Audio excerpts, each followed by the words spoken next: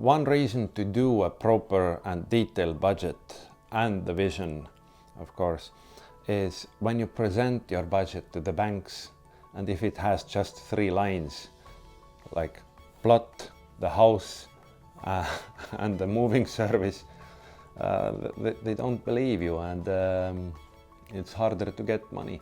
A clear vision, that is the best starting point for your build. Banks like to see that you have really thought it through. We offer in AVRAME as a free service a budget template with more than 100 lines where everything from architect's fees until housewarming party, everything is marked up so we can help you. You will forget some things, that's why I recommend on every section to calculate from 5 to 10% unforeseen costs.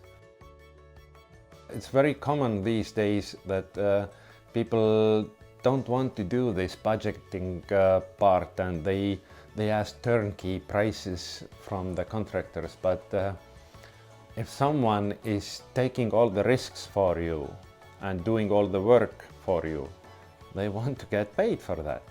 And if your budget is really big, if your, I don't know, your bank account balance is 6-digit, go for it. Why bother? But if not, it would be wise to save money everywhere. One alternative to turnkey building is to do it as a self-build, but if you don't have skills, you may hire someone who do have the skills. But if you put the full responsibility on this person, he will act as a general contractor, and he will probably charge you accordingly. Do the work by yourself and just hire someone as an advisor. Someone who has built maybe several houses and knows from groundworks until interior decoration, just to advise you so you don't do anything wrong. So you have someone to call if you have questions, someone to overlook your budget. The budget is from 2 parts. One is everything about the house, and another part is everything not about the house, like driveways, the plot itself, of course, groundworks, connecting to grid services, fencing, greenery, all the stuff like that.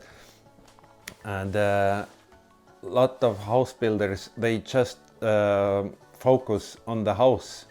And when the house is up, they do realize that, well, they are out of budget. Use template. Use our template. It's free of charge, and it has more than 100 lines from the very beginning of the process until the end. That is a lot of stuff remaining outside of the house.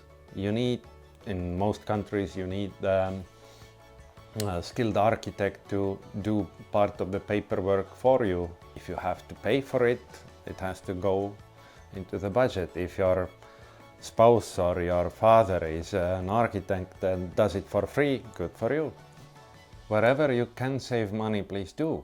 It would be stupid to hire someone to do something what you can do by yourself or by using your friends or family.